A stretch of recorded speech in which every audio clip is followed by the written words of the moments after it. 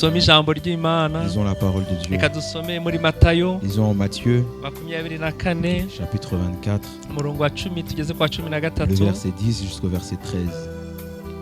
Matayo Matthieu, 24 chapitre 24, umurongo wa 10 tugeze kwa verset 13. 10 jusqu'au verset Reka 13. dusomere hamwe twese mu gifaransa. Lisons ensemble en français.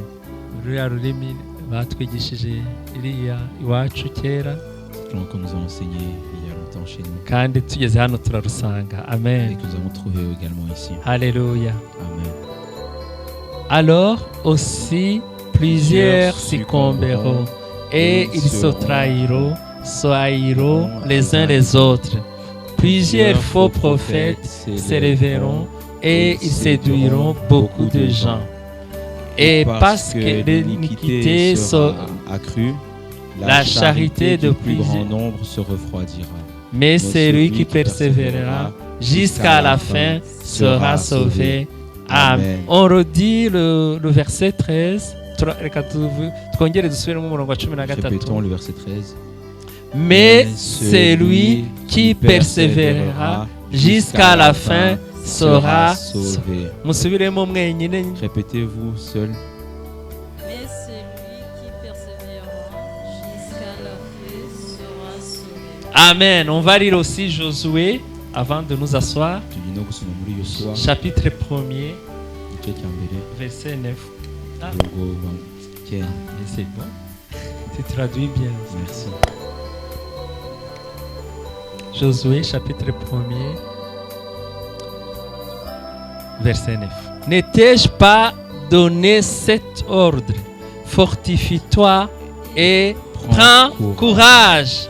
Ne t'effraie point, ne t'épouvante point, car l'Éternel ton Dieu est avec toi dans tout ce que tu entreprendras.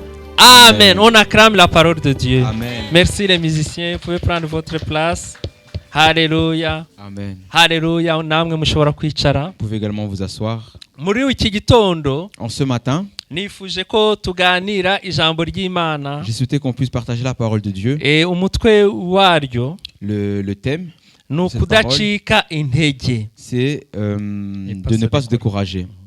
Kudacika intege. De ne pas se décourager. Haleluya. Amen. Kudacika intege. Ne pas se décourager. Muri uru rugendo Dans ce chemin, ntabwo twamenya ibirimo byose. nous ne pouvons pas savoir tout ce qui va nous arriver. Umuririmbyi wa 45 mu Gakiza Le chantre du chant numéro 45, yararirimbye ku gice cya kabiri. il a chanté à la deuxième strophe. Mu rugendo ntabwo nabimenya byose, ariko nzi ko nzabimenya. Ni kuki turizwa n'ibyago biriho, kandi ari byo mu gihe gito. Ni kuki turizwa n'ibyago biriho, kandi ari byo mu gihe gito. Il dit, sur le chemin, nous ne pouvons pas tout savoir, mais je sais que plus tard, nous saurons toutes choses. Pourquoi sommes-nous attristés par les soucis que nous rencontrons sur la terre, alors que ces soucis sont d'un temps court? Amen. Sont éphémères. Muri urugendo, Sur ce chemin, muri aka gakiza turimo, dans ce chemin du salut dans lequel nous sommes, dufite urujya n'uruza il y a des allées venues by'ibintu byinshi biturushya, de beaucoup de choses qui nous fatiguent, ibintu byinshi bishobora kuguca intege, beaucoup de choses qui peuvent te décourager, ibintu byinshi bishobora kunca intege. beaucoup de choses qui peuvent me décourager. Kandi iyo ucitse Et intege lorsque tu es découragé ugacogora, et que tu cesses, ushobora kubura ubugingo tu peux buhoraho. perdre la vie éternelle. Iyo ucitse intege Lorsque tu te décourages ukava mu gakiza k'Imana, et que tu sors du salut de Dieu, ubura ubugingo. tu perds la vie éternelle. Uyu munsi rero Aujourd'hui alors, turarebera hamwe j'aimerais qu'on puisse regarder ensemble ibintu bimwe, certaines choses, kuko ni byinshi ntabwo nabivuga parce qu'il y a byose, beaucoup de choses, je ne peux pas couvrir tous les sujets. biduca intege Ces choses-là qui nous découragent muri uru rugendo, sur ce chemin, cyangwa impamvu zimwe zishobora kuduca ou intege. certaines raisons qui peuvent nous décourager. Ariko mbere yuko mvuga izo mpamvu, Mais avant de parler de ces raisons-là, reka turebe gucika intege ni iki. Et j'aimerais qu'on puisse voir ce que ça veut dire se décourager. Gucika intege Se décourager, ni uguta imbaraga. c'est ne plus avoir de force. Ukumva imbaraga ziri kugenda zimanuka. Tu sens que ta force s'amenuise. Uri kuzitakaza. Tu perds de la force. Uri kuzitakaza. Tu perds de la force. Ukumva urakubiswe.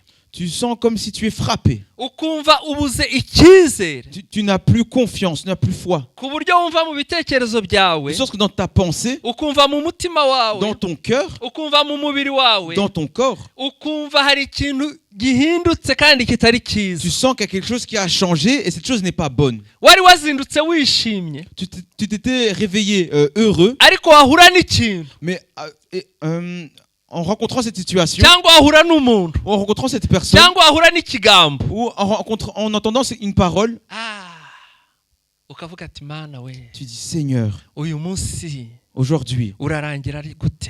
comment on va finir cette journée? Kubera iki bibimbayeho? Pourquoi ça m'arrive? Kubera iki uriya muntu ambwiye biriya Pourquoi bintu? cette personne-là m'a dit ces choses-là? Kubera iki mpuye na kiriya kintu? Pourquoi ai-je rencontré ce Kubera iki problème? ari njyewe kibayeho? Pourquoi c'est à moi que ça arrive? Ukumva ucitse intege. Et tu te sens découragé. Ukumva ubuze uko wakwigira. Tu ne sais plus comment te comporter. Nuko gucika intege C'est nshaka kuvuga muri uyu ce découragement dont je veux parler en ce matin. Rero ni izihe mpamvu Alors quelles sont les raisons zishobora gutera umukristo gucika qui intege? poussent un chrétien à se décourager? Impamvu njyewe nagize ya mbere La première raison que moi j'ai trouvée, ni ijwi rya Satani. c'est la voix de Satan. Satani ni umuntu mubi cyane. Satan, c'est une très mauvaise personne. Satani yarebye Adamu na Eva. Satan a regardé Adam et Ève. Abona ukuntu Imana ibakunze. Il a vu comment Dieu les a aimés. Abona ukuntu Imana ibashizeho ibintu byose by'ubumana bwayo. Il a vu comment Dieu leur a donné tout ce qui est de sa divinité. Arabegera. Il les a approchés. Yegera Eva. Il a approché Ève. Amubwira amagambo meza. Il lui a dit des paroles agréables. Ariko amagambo anyuranye n'ibyo Imana yari yamubwiye. Mais des paroles contraires à ce que Dieu avait dit. Aramubwira. Et Satan dit à Ève. Ngo yabajije umugore ati. Il demanda à la femme. Ni itangiriro igice cya 3 umurongo wa mbere. C'est en Genèse chapitre 3 verset 1er. Ngo nukuri koko Imana yaravuze iti ntimuzarye ku giti cyose muri iyi ngobyi. L'Éternel a-t-il réellement dit, vous ne mangerez pas de tous les arbres du jardin? Atangira n'ikibazo. Il a commencé par une question. Kandi ashyiramo n'Imana. Et il a mis Dieu dans sa question. Nibyo koko Imana yaravuze. Dieu a-t-il réellement dit? Umugore aramubwira ati yaravuze ati Imana yaravuze ngo tuzarya ibiti byose ngo usibye igiti kiri hagati mu ngobyi. Et la femme a dit, l'Éternel a dit qu'on pouvait manger de tous les arbres à part celui qui est au milieu du jardin. Imbuto zacyo ntituzazirya. Qu'on ne mange pas ses fruits. Kuko umunsi twaziriye. Parce que le jour où nous mangerons de ces fruits, nous mourrons. Satani aramubwira ngo. Et Satan lui a dit. Yihinduye inzoka. Il s'était changé en serpent. Aramubwira ngo gupfa ntimuzapfa. Il a dit, vous ne mourrez pas. Ijwi rya Satani. La voix de Satan. Nuko wa mugore asoroma imbuto inkuru murayizi. Alors Ève a pris du fruit de l'arbre, vous connaissez la suite de baje l'histoire. gupfa. Et ils sont morts. Bo ntibanacitse intege gusa. Eux n'ont pas simplement été découragés. Ubumana bwahise bubavaho.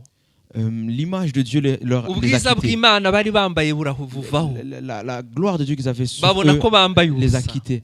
Ils sont vus nus. Kwa gukurikira Imana kuracika. Leur manière de suivre Dieu s'est Kwa arrêtée. kubana n'Imana kuracika. Cette communion, cette proximité avec Dieu s'est Ijwi arrêtée. rya Satani ribaca ku Mana. La voix de Satan les a séparés de Dieu. Umuti wari kuba uwuhe? Quelle aurait pu être la solution à Cyangwa cela? uhuye n'ikibazo nk'icya Eva. Ou si tu rencontres la même question que Ève a reçue, Wakora iki? que peux-tu faire?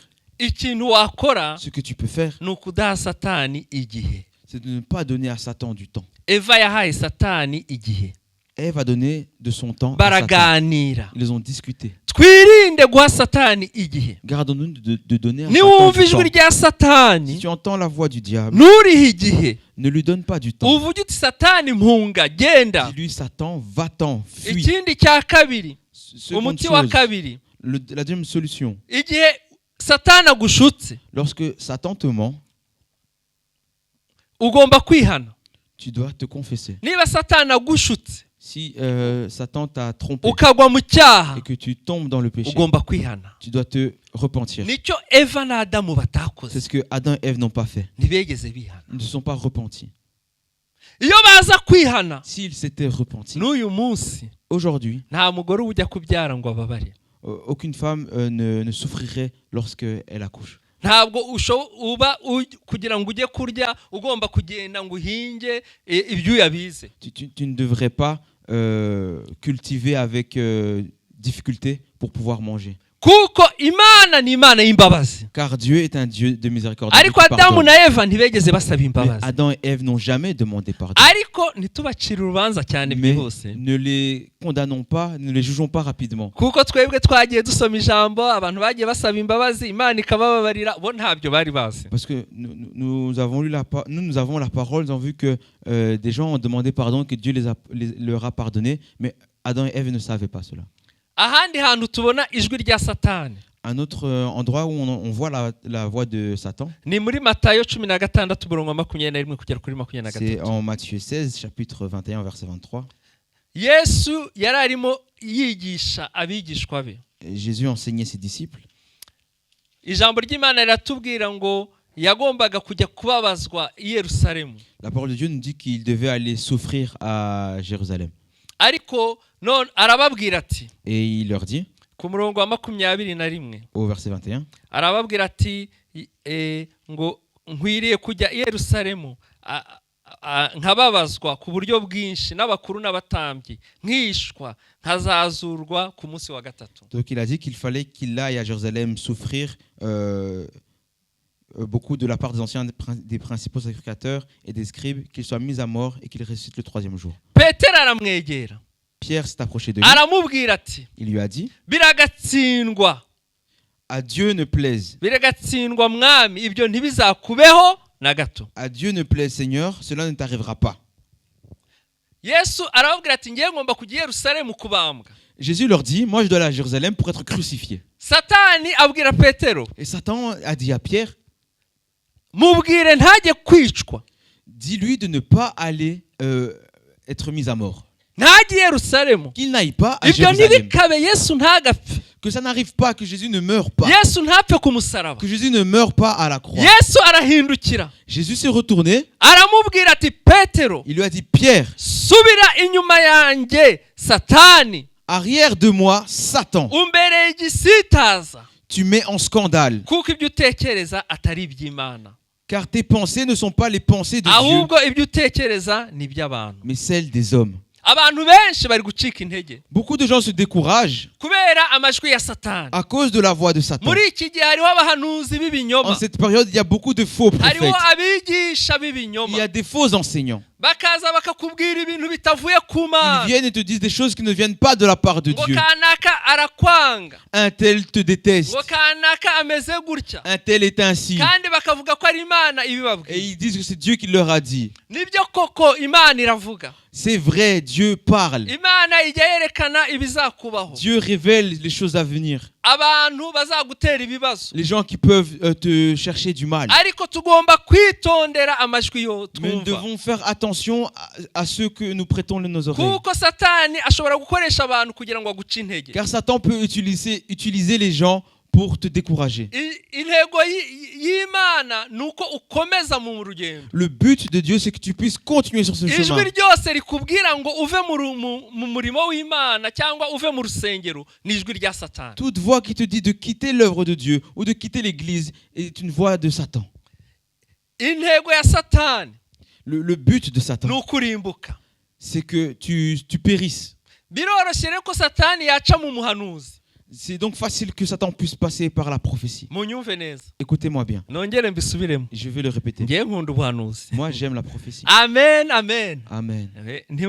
Nzi impamvu Imana yasize rino jambo ku mutima Je wawe. sais pourquoi Dieu a mis cette parole sur mon Nk'umushumba cœur. nzi impamvu. En Amen. tant que pasteur, je connais la raison. Haleluya. Amen. Ariko unyumva wese n'uzanyumva kuri YouTube Que ngiye tous ceux- nkunda ubuhanuzi. Amen. tous ceux qui m'écoutent, ceux qui Alléluia. m'écoutent sur YouTube, Imana j'aime la iravuga. prophétie. Dieu parle. Ngewe ubwanjye ndi produit y'ubuhanuzi. Moi, personnellement, je suis produit de la prophétie. Imana yanyuze mu muja wayo arahanura ko nzavuka. Rero ngewe nkunda ubuhanuzi. Dieu est Amen. passé par sa servante et il a prophétisé, elle a prophétisé que j'allais naître. Alors moi, j'aime vraiment la prophétie. Biroroshye rero ko Satani ashobora guca mu muhanuzi. Mais il est facile que Satan passe par la prophétie. Akagutesha inzira.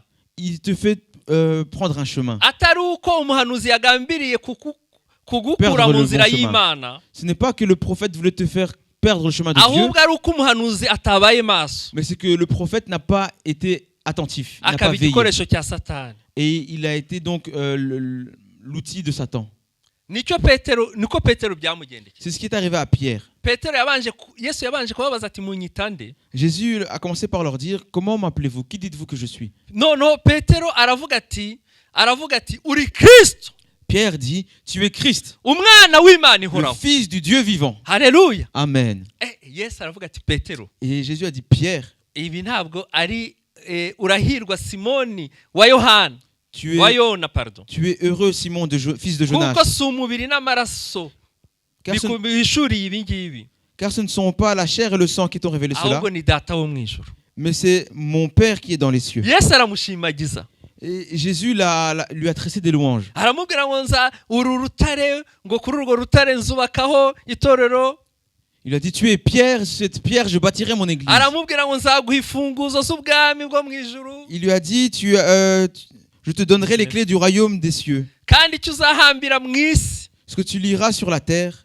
Haleluya. Amen. Yesu aramubwira ngo wowe Petero, Jésus dit, toi Pierre, icyo uzahambira mu ce isi que tu liras sur la terre, verset 19, kizaba gihambiriwe no mu ijuru. sera lié dans les cieux. Icyo uzahambura Et ce que tu délieras mu isi sur terre kizaba gihambuwe no mu ijuru. sera délié dans les cieux. Amen. Amen. Haleluya. Amen. Kubera ko Petero yari ahanuye Parce que Pierre venait de prophétiser. ubuhanuzi buvuye ku Mana. Une prophétie qui venait de Dieu. Haleluya, butavuye mu nyama n'amaraso. Qui ne viennent pas de la chair et du sang. Ariko iyo nkuru irangira ku murongo wa 20. Mais cette histoire se termine au verset 20. Ku murongo wa 21. Au verset 21. Nibwo amubwiye ati ntujye gupfa. C'est là qu'il lui dit, oh, ne va pas à Jérusalem. Ne va Yesu pas souffrir. namubwira ati mva inyuma Et Satani. Jésus lui a dit, arrière de moi Satan. Imana idufashe. Que Dieu nous aide. Rero tugomba kuba maso. Alors soyons attentifs, veillons. Twirinde amajwi y'abahanuzi Gardons-nous les voix des prophètes atubwira ngo mu itorero bimeze gutya. qui nous disent à l'église ça se passe comme ça. Ijwi ry'Imana nk'uko nabivuze ntabwo riguca intege. La voix de Dieu, comme je l'ai dit, ne te décourage pas. Ahubwo riragushishikariza kuguma mu itorero. Mais elle t'encourage à demeurer dans l'église. Nibyo koko abantu bo mu itorero bose si beza. C'est vrai, toutes les personnes dans l'église ne sont pas de bonnes personnes. Kandi niyo mpamvu turi mu itorero. Et c'est pour ça que nous sommes à l'église. Kugira ngo tube gute? Tube beza. Pour devenir Amen. meilleurs. Haleluya. Pour devenir bons. Mu itorero Dans l'église, hazamo abantu babi c'est des mauvaises personnes qui viennent dans kugira ngo l'église Imana ibahindure. pour que Dieu puisse les transformer. Amen. Amen. Haleluya. Amen. Mu itorero hazamo abantu babi. À l'église, ce sont des mauvaises personnes qui Twaje viennent. turi babi Nous sommes venus en étant mu mauvais itorero. dans l'église. Ariko Yesu Mais yaraduhinduye. Jésus nous a transformés. Haleluya. Amen. Nta muntu rero wakubwira ngo mu itorero harimo abantu babi. Alors, personne ne peut te dire à l'église il y a des mauvaises personnes. Ngo noneho ngo ntuzongere gusubira mu ariya Et torero. à cause de cela, toi tu ne vas plus dans cette église-là. Ahubwo ugomba gusenga kugira ngo abo bantu babi bahinduke. Amen. Mais plutôt tu dois prier pour que ces personnes mauvaises puissent changer. Kuko umuntu ukubwiye ayo magambo aba aguciye intege Parce que cette personne qui te dit ces paroles-là, il te décourage mu murimo w'Imana, dans l'œuvre de mu Dieu, nzu y'Imana. dans la maison de Dieu. Umuririmbyi w'110 Le chantre du chant numéro 110, ku gice cya kabiri aravuga ngo à la strophe numéro 2, il dit ibigusha byinshi biri mu rugendo kandi bizanwa n'umwanzi. Ushobora rwose kunesha ibyo byose bishaka kukudindiza. Ntugakurikire ijwi wumva ryose kuko byashobora kukuyobya inzira ukwiye kumenya ko Yesu agukunda nawe witanga ukomeje. Alléluia. Amen. Ça dit, il y a beaucoup de choses qui nous font trébucher sur ce chemin. Et ces choses sont amenées, sont provoquées par le malin, le diable, Satan. Tu peux vraiment vaincre toutes ces choses qui veulent te faire trébucher si tu reviens à la voix de celui qui... Non, je comprends. Ne suis pas, pardon, la voix, toutes les voix que tu entends, parce que ça peut te faire perdre le bon chemin. Tu dois savoir que Jésus t'aime. Et toi aussi, donne-toi et continue sur ce chemin. Ne suis pas toutes les voix que tu entends. Alléluia. Amen. Que personne ne pense que ici il y a des prophètes. Non, je ne parle pas. Je ne parle pas d'ici, mais je sais qu'il y a certains qui appellent des gens de l'extérieur, des prophètes de l'extérieur. C'est plus de eux que je veux parler. Ne suis pas toutes les voix que tu entends. Parfois, c'est la voix de Satan qui veut te décourager. Et maintenant, il y a aussi des gens qui sont découragés parce qu'ils ne grandissent pas spirituellement. Que ce soit ce prophète ou celui qui a reçu la révélation, ou la personne à qui on a révélé, à qui on a prophétisé. Il y a un témoignage que j'ai entendu ces derniers jours. Il y a une fille. Chez eux, ils pratiquaient la sorcellerie. C'était des païens. Et elle a eu une vision. Elle est devenue sauvée. Et Jésus lui a dit, va prier à Adéper. Amen. Amen.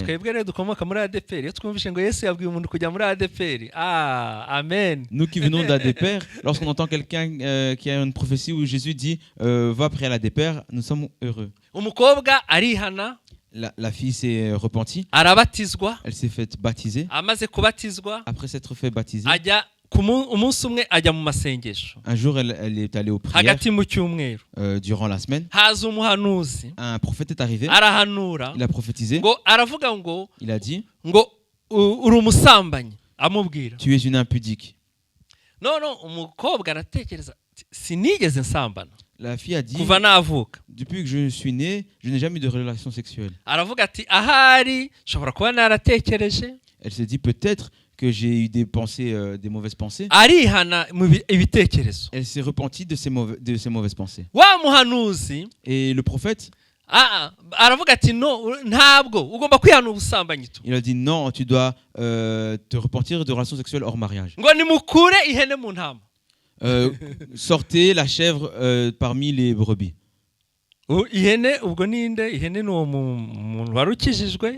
En disant la chèvre, il parlait de cette fille qui venait d'être sauvée. Et les brebis, c'est ceux qui étaient les habituels de l'église.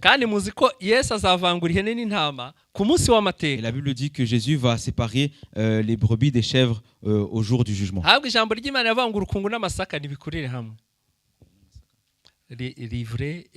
Bible dit que l'ivraie et le bon grain doivent grandir ensemble. Et donc la fille a dit, moi je n'ai jamais eu de relation sexuelle. Mais maintenant tout le monde pense que j'ai fait cela, alors elle a quitté l'église. Vous comprenez maintenant ce que je suis en train d'enseigner. Alléluia. Amen. Elle a quitté l'église. Ikibazo ngiye uko natekereje ikibazo aho kiri muri iyi nkuru ni hehe. Moi, là où j'ai trouvé un souci dans ce témoignage, yaragiye arangije aza no kwishingira. Elle a quitté l'église et finir en français, je dirais. Elle est allée vivre en concubinage. Elle est partie vivre c'est comme la en concubinage. Ouais. Donc, elle a quitté l'église et elle est partie vivre. Elle s'est mise en ménage sans être mariée, sans être bénie par l'église. uwo muhanuzi byamugendekeye gute?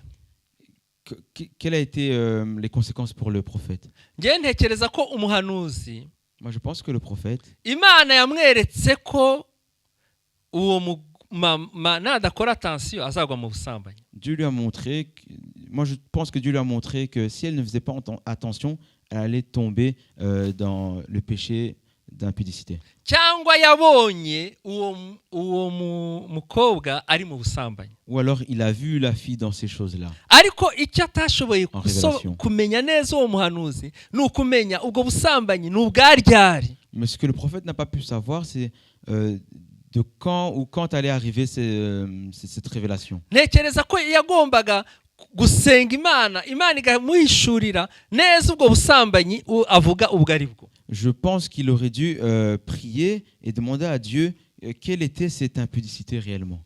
Kuko koko mu by'ukuri umukobwa yaje kugwa mu busambanyi ariko nyuma bitewe n'ubuhanuzi. Car c'est vrai, après la fille est tombée dans des relations sexuelles hors mariage, mais ça arrivait après cette prophétie. Niyo mpamvu rero tugomba kwitonda. C'est pourquoi nous devons faire attention. Uwo mukobwa yagomba kuguma mu itorero kuko Imana yari kumujustifia. Cette fille devait rester dans l'église parce que Dieu allait la justifier. Imana ishimwe yagarutse mu itorero Que nyuma. Dieu soit loué, elle est revenue à l'église après. Ariko umugambi wa Satani yari yawugezeho. Mais le plan de Satan, elle était tombée dedans.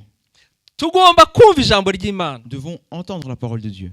Kuko Yesaya yaravuze ngo muri Isaïe Yesaya a dit igice cya 9 umurongo wa en 6 Isaïe 9 verset 5, yaravuze ngo twahawe umwana w'umuhungu. il a dit Yavuze ngo nuko umwana yatuvukiye. un fils nous est né.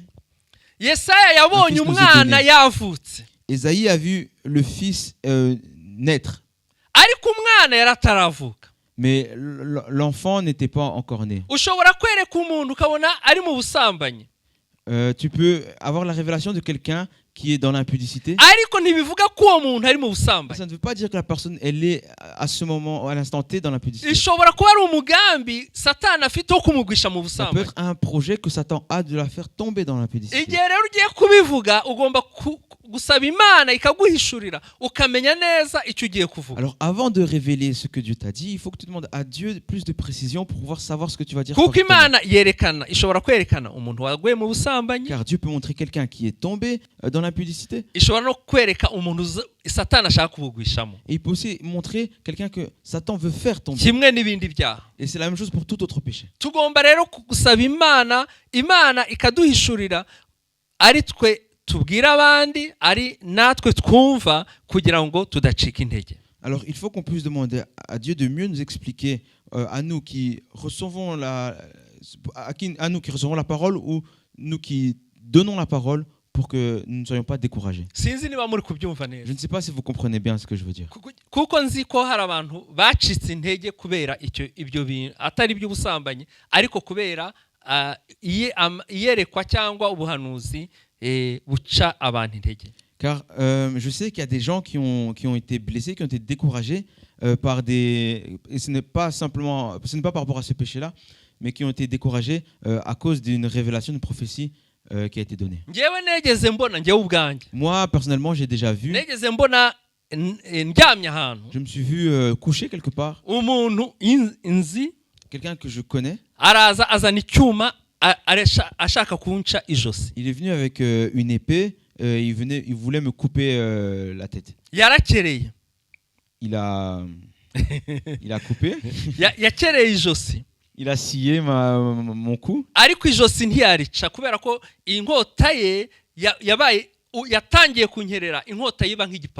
Il n'a pas pu me couper la tête parce que pendant qu'il sciait, son épée est devenue comme du papier.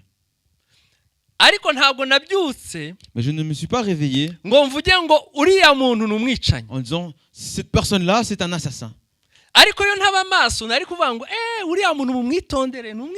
je n'avais pas veillé, j'aurais dit oh, faites attention à cette personne-là. C'est un assassin.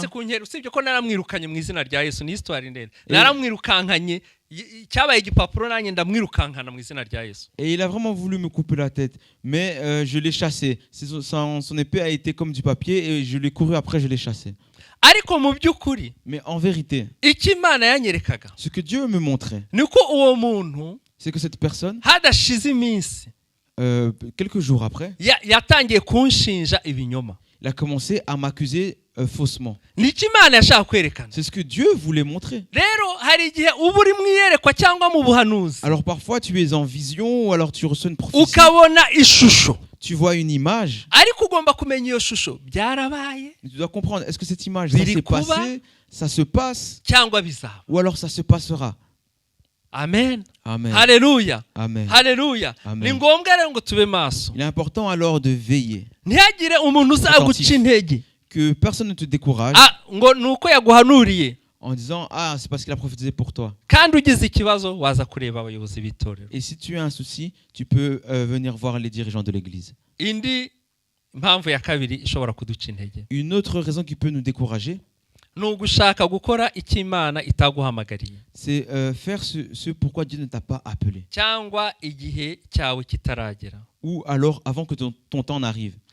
Mu gihe nari ndimo naramaze gutegura zino nyigisho, Après avoir préparé ces enseignements, hari mushiki wacu wambwiye iyerekwa yagize. il y a une sœur qui m'a donné une vision qu'elle a reçue. Birantagaza kuko bihuye n'iyi point. Ça m'a vraiment surpris parce que Kandi ntiyarazi ça concorde ibyo avec ce nateguye kubigisha. et elle ne savait pas ce que Ni muri j'allais iki cyumweru enseigner. C'est durant cette abari bari semaine. mu masengesho twarabisengeye. Ceux qui étaient là pendant la prière, nous avons prié pour cela mercredi.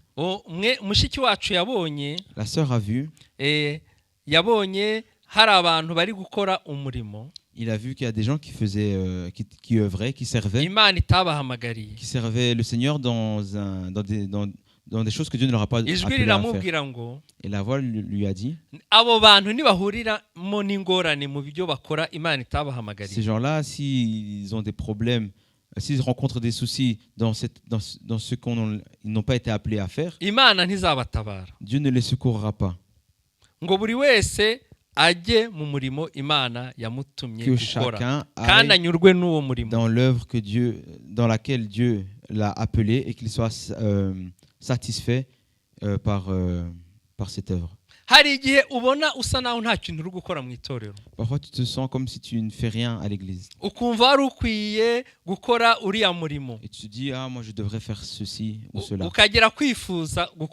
Et tu as ce désir de faire cette œuvre dans l'église. Et des fois même tu es jaloux. Alors ce n'est pas une bonne chose. Car lorsque tu n'as pas accès à ce service dans l'église, tu es découragé. Le service pour Dieu, il faut faire attention. Si Dieu t'a appelé dans l'église, imaginons Dieu t'a appelé à être diacre. Toi, tu ne dois pas te battre pour devenir diacre. Tu patientes. Le Dieu qui t'a appelé, il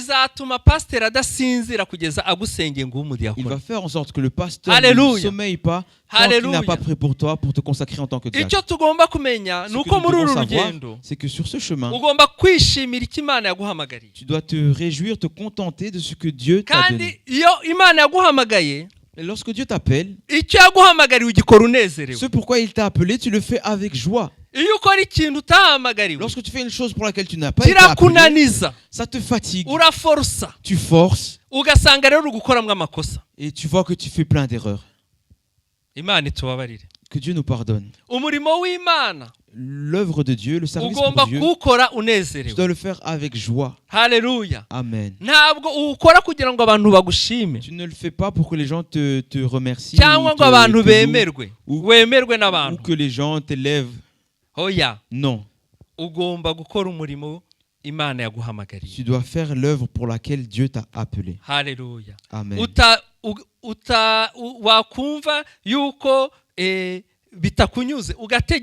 Si tu vois que tu n'arrives pas à te contenter de cela, tu patientes. C'est ce qui est arrivé à Saül. Saül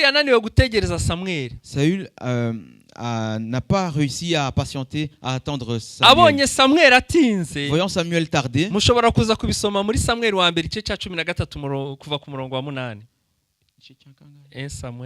pourrez le lire dans 1 Samuel chapitre 13 verset 8.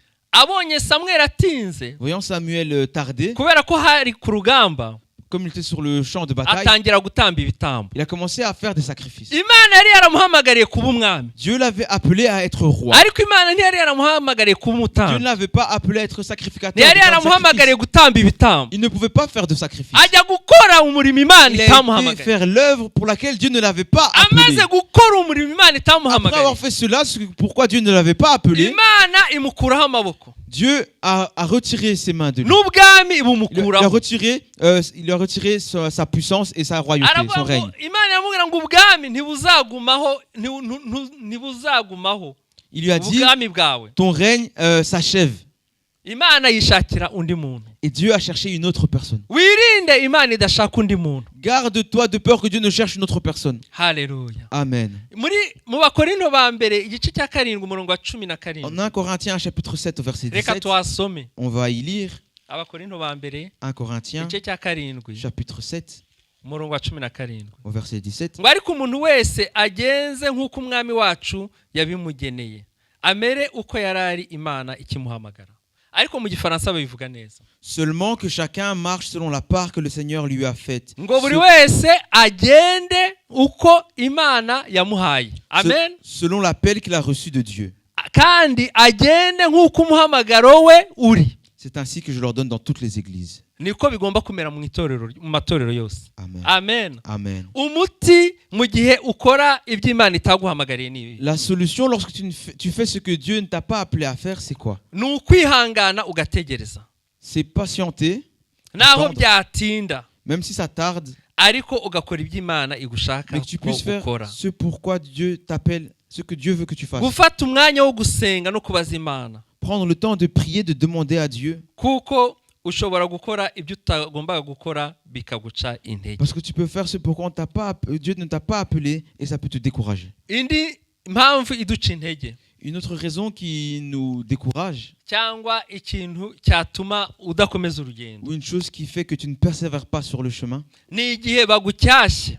c'est lorsqu'on te punit ou châtie, Igihe bagucyashye lorsqu'on te corrige ukanga kwemera ko et bagucyashye, tu refuses d'accepter la correction.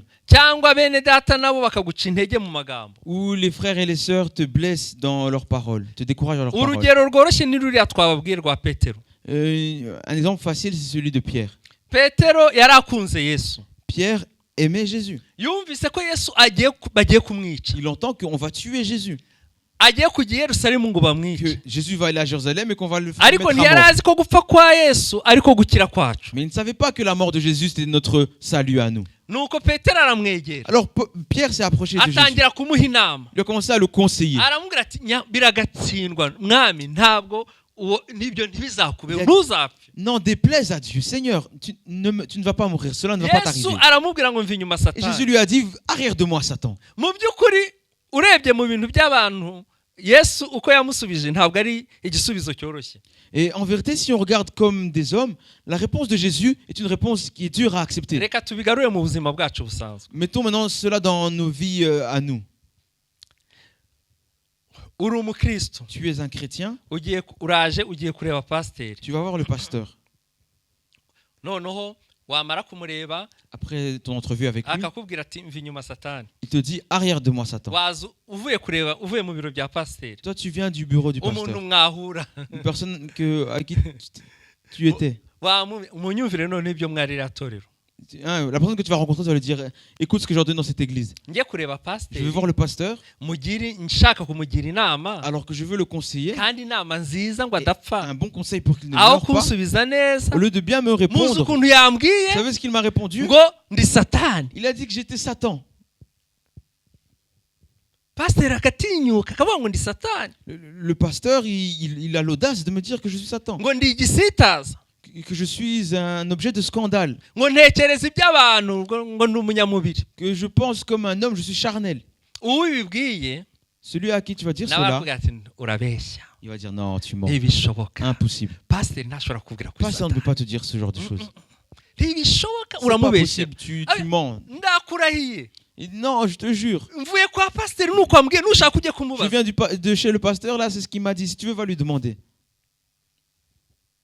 none ukavuga uti rero ngewe ntabwo ririya torero nzarisubiramo, Et tu te dis, moi, je ne peux pas retourner dans cette église. ugacika intege, Et tu es découragé.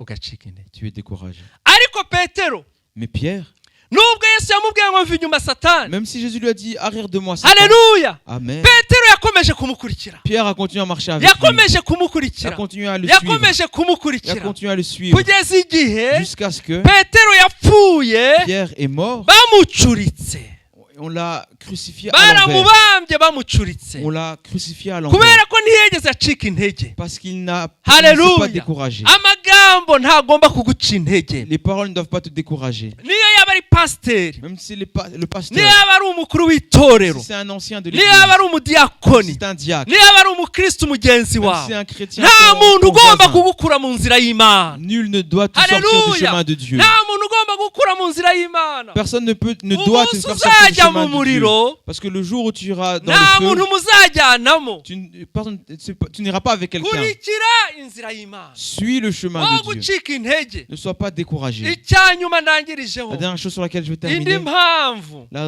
une ishobora raison kuguca intege qui peut te ni décourager, ibyago, amakuba, indwara n'ibindi. c'est les soucis, les maladies, toutes ces choses-là. Hari igihe ugeramo Parfois, tu rencontres ces ukabona choses-là, ibintu biri kukubaho tu vois ces choses qui t'arrivent, kandi warihannye, alors que tu t'es repenti, usenga tu pries, ariko ntubyumve, mais tu ne comprends pas. ukumva utazi impamvu.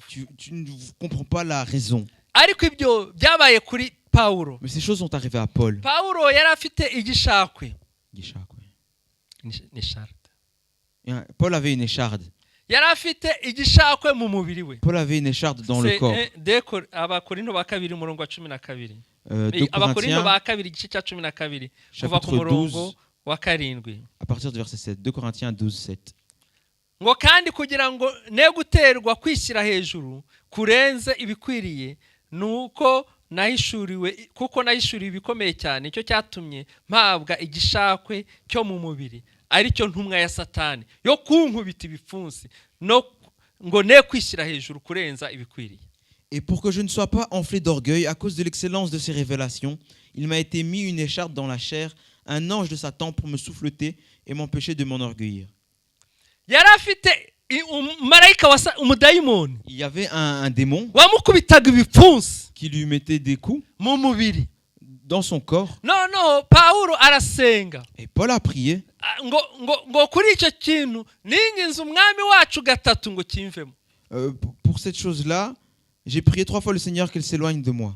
Ariko Imana iramuhakanira. Mais Dieu a refusé. Imana iramubwira ngo Dieu lui a dit, ubuntu bwanjye ma grâce te buraguhagije. suffit. Haleluya, Amen. haleluya. Amen. Subiramo ngo ubuntu bw'Imana buramuhaje. Répète, la grâce de Dieu me suffit.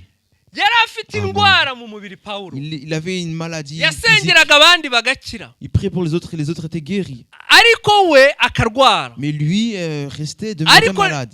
agasenga icyo kintu nikigende, Et il priait pour cette chose-là et cette chose-là ne ariko partait pas. ntibyamuciye Mais intege. ça ne l'a pas découragé. Si uko wasenze ntusubizwe C'est kuko pas parce ugomba que tu kureka as inzira prié, y'Imana. tu n'as pas eu de réponse que tu dois Si uko abandonner le chemin de Dieu. ufite uburwayi, C'est pas parce que tu es malade ubukene, ou que tu es pauvre ibyago, ou tu as des soucis, amakuba, des tribulations ugomba gucika intege. que tu dois te décourager. Hoya, Non. hoya, Non. ubuntu La bw'Imana grâce de Dieu te buraguhagije. suffit. Ubuntu bw'Imana La burampagije. grâce de Dieu me suffit. Ntitugomba gucika Nous ne devons intege. pas nous décourager. Ibyatubaho byose, Tout ce qui peut nous arriver, amagambo, les paroles, ibikorwa, les actions, ubuhanuzi, les prophéties, kwerekwa, les révélations, abantu, les gens, ikigambo, les paroles, ntibigomba kuduca ça ne intege. doit pas nous décourager. Tugomba gukomeza uru Nous rugendo devons continuer sur ce kugeza chemin tururangije. jusqu'à la fin. Ntihagire umuntu uzagukura mu itorero Que personne ne te fasse quitter l'église ngo akubwira amagambo en te disant des mots, ngo Imana yavuze. en disant Dieu a dit. Imana ntikura abantu mu Dieu itorero. n'enlève pas les gens Imana de l'église. ntikura abantu mu itorero. Dieu n'enlève pas les gens Imana de l'église. ntikura abantu mu Dieu itorero. n'enlève pas les gens de Imana l'église. ntikura abantu mu Dieu itorero. n'enlève pas les gens de l'église. Haleluya. Amen. Imana ntikura abantu mu Dieu n'enlève itorero. pas les gens de l'église. Itorero L'église, ni umugeni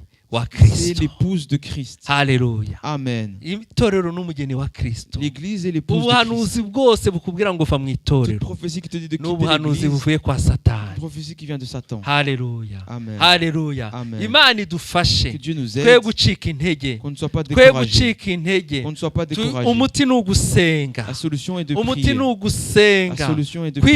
kwiyeza, no kwihangana et patienter. ngo hahirwa persévérer. uwihangana Heureux celui qui persévère akageza iteka ryose, jusque dans la vie uwo nguwo éternelle. azakizwa. Celui-là sera sauvé. Haleluya. Amen. Reka duhaguruke dusenge Mettons-nous Imana. debout et prions. Oh Jésus, oh haleluya. Oh Imana itubabarire aho twacitse intege, Que Dieu nous pardonne là où nous sommes découragés. dusengere bene data bacitse intege Prions pour les frères qui sont découragés kubera akantu gatoya gusa à cause d'une petite chose kamubayeho qui lui est arrivée, kakamuca intege. qui l'a découragé. Ariko mu itorero abantu ni abantu nk'abandi, Mais dans l'église, il y a des gens comme les autres. ni ubuntu bw'Imana gusa. Ce n'est que la grâce. Rero de nta Dieu. muntu ugomba kuguca intege, Alors personne ne doit nta muntu waguhamagaye, décourager. Personne ne t'a ni appelé. Imana C'est yaguhamagaye. Dieu qui t'a appelé. Rero C'est pas une ntugacike personne qui t'a intege. appelé, c'est Dieu. Reka pasiteri Alors Innocent ne sois pas azamurishwe découragé. asenga Le Imana pasteur Innocent élève kugira la voix, ngo Imana itwambike Dieu imbaraga puisse nous entourer de muri uru force, rugendo nous ntiducike habiller de intege. force, pour que sur ce chemin nous ne soyons pas découragés. Data wa twese uri mu ijuru, Notre Père qui est aux cieux, uri Imana nziza, tu es le Dieu puissant, uri Imana iganiriza ubwoko le Dieu bwayo, qui parle à son peuple. kandi ijambo ryawe mwami ni ukuri. Et ta parole est vérité. Ijambo ryawe mwami waravuze ngo Dans ta parole, tu as dit, ngo abagukunda n'abarikurikiza bakarishira mu bikorwa. ceux qui t'aiment, ceux qui mettent en pratique ta parole. Iri jambo twumvise rero mwami, Alors les paroles que nous venons d'entendre, Seigneur, mwami uturinde satani. garde-nous, Seigneur, de Satan. Wabwiye Pawulo ngo ubuntu bwawe urampagije. Tu as dit à Paul, ma grâce te suffit. Itorero ryawe n'umugeni mwami, Alors ton église qui est ton épouse, mwami Yesu ubuntu bwawe burarihagije. ta grâce lui suffit. Uduha imbaraga mwami Yesu Donne-nous la force, Seigneur, yo kuguma mu itorero. de demeurer, de rester dans l'église. Turinde mwami dukomerekejwe na bene data. Garde-nous, Seigneur, pour qu'on soit fortifiés par les frères et les sœurs. duramutse dukomerekejwe na bene data, Pardon, si nous sommes blessés par les frères et sœurs, yaba ari amajambo soit par des paroles batubwiye cyangwa twumvise, qu'ils nous disent ou qu'on entende, mwami dukomeze tugume mu itorero, Seigneur, donne de demeurer, de continuer dans ton église. twizere ijambo ryawe, Ayons foi en ta parole. kuko niwe waduhamagaye mwami, Car c'est toi qui nous as appelés. niwe Seigneur. waduhamagaye mwami, ntabwo ari umukuru w'itorero yaduhamagaye, C'est toi qui nous as appelés, ce n'est pas l'ancien de ntabwo ari l'église qui nous pasiteri a appelés. yaduhamagaye, Ce n'est pas le pasteur qui nous ntabwo a ari appelés. umudiyakoni Ce n'est pas un yaduhamagaye, diacre qui nous a appelés. ariko niwe waduhamagaye Mais c'est toi, mwami. Seigneur, qui nous a Hari appelés. ikibazo kibaye mwami, tukugisha inama, Alors si nous avons un souci, Seigneur, qu'on puisse chercher tes conseils. tukugisha inama mwami mu Qu'on masengesho. puisse chercher tes conseils pendant qu'on prie. Urakoze mwami ko wumva gusenga Merci kwacu, parce que tu entends nos prières. icubahiro n'ikibi cyawe, Toute la gloire soit à toi. mu izina rya Yesu, Au nom de Jésus. amen. Bibwire Yesu, bibwire Yesu, niwe nshuti yebuje, nta nindi wabona imeze nkawe, byose Dis-le à Jésus. Toutes ubimuganyire. choses. Dis-le à Bibwire Jésus. Yesu, bibwire Yesu, bibwire Yesu, niwe nshuti yebuje, nta nindi wabona imeze nkawe, byose ubimuganyire. Mana ishobora byose, Dieu Tout-Puissant, turagushimiye ko wabanye natwe, te louons parce que tu es turagushimiye indirimbo twumvise, formation pour les chants que nous avons entendus. turagushimiye ijambo ryawe Te watubwiye, louons pour la parole que tu nous as dit. turagushimiye Mana buri kintu cyose cyabereye hano. Te louons, Seigneur, pour toute chose qui s'est passée en ce lieu.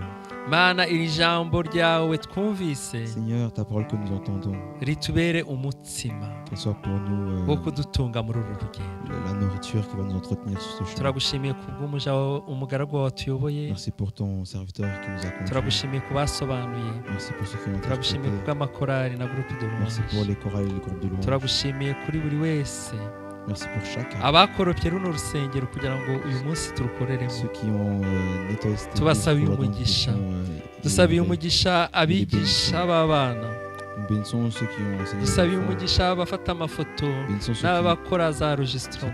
prennent les photos et qui. Buri s'occupent wese de waje hano l'enregistrement. musabiye umugisha wawe. Seigneur, je bénis chacun qui est venu dans ce lieu. Mana tugiye gutandukana, Seigneur, nous allons nous séparer. gendana n'ubwoko bwawe, Marche avec ton peuple. uburinde amajwi ya Satani, Garde-lui des voix de Satan. ubarinde ubuhanuzi n'abahanuzi b'ibinyoma. Garde-les des fausses prophéties ubarinde et des faux prophètes. abigisha b'ibinyoma Garde-les des faux enseignants. maze ugirire neza itorero Et ryawe fais du bien à ton église. ni mu izina rya Yesu tubisabye C'est au nom de Jésus amen que nous le prions. mugendane amahoro ya Yesu Allez dans la paix du Seigneur kandi Jésus. mugire icyumweru cyiza Et ayez une bonne semaine. amen Amen. tuzahura kwa gatatu mu masengesho Nous nk'uko reverrons bisanzwe ça.